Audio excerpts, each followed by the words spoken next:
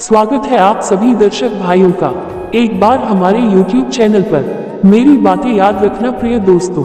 इस वीडियो में आज की कहानी आपके लिए बहुत ही शिक्षापूर्ण और ज्ञानवर्धक है। ये कहानी गौतम बुद्ध की है।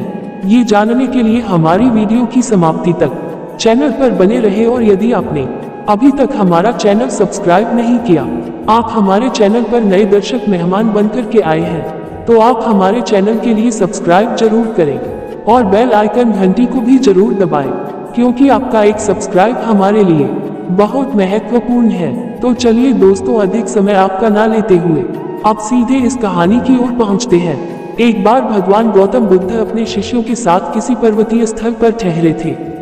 शाम के समय वह अपने एक शिष्य के साथ भ्रमण के लिए निकले। दोनों प्रकृति के मोहक दृश्य का आनंद ले रहे थे। विशाल और मजबूत चट्टान को देख शिष्य के भीतर उत्सुकता जगी। उसने पूछा, इन चट्टानों में तो किसी का शासन नहीं होगा, क्योंकि ये अटल, अविचल और कठोर है। शिष्य की बात सुनकर बुद्ध बोले कि नहीं, इन शक्तिशाली चट्टानों पर भी किसी का शासन है।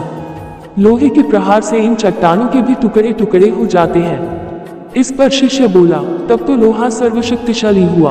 बुद्ध मुस्कुराए और बोले, नहीं, अग्नि अपने ताप से लोहे का रूप परिवर्तित कर सकती है। उन्हें धैर्यपूर्वक सुन रहा शिष्य बोला, इसका मतलब अग्नि सबसे शक्तिवान है। बुद्ध ने फिर उसी भाव से उत्तर दिया, नहीं, जल अग्नि की उष्णता को शीतलता में परिवर्तित कर देता है तथा अग्नि को शांत कर देता है। शिष्य कुछ सोचने लग गया। बुद्ध समझ गए थे कि उसकी जिज्ञासा अब भी पूरी तरह शांत नहीं हुई है।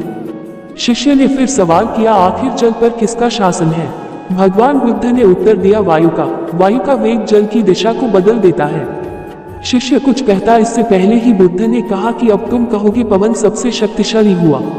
नहीं, पवन सबसे शक्तिशाली नहीं है। सबसे शक्तिशाली है मनुष्य की संकल्प शक्ति, क्योंकि इसी से पृथ्वी, जल, वायु, अग्नि इत्यादि को नियंत्रित किया जा सकता है। जीवन में कोई भी महत्वपूर्ण कार्य संकल्प शक्ति के बगैर असंभव है, इसलिए अपने भीतर संकल्प शक्ति का विकास करो।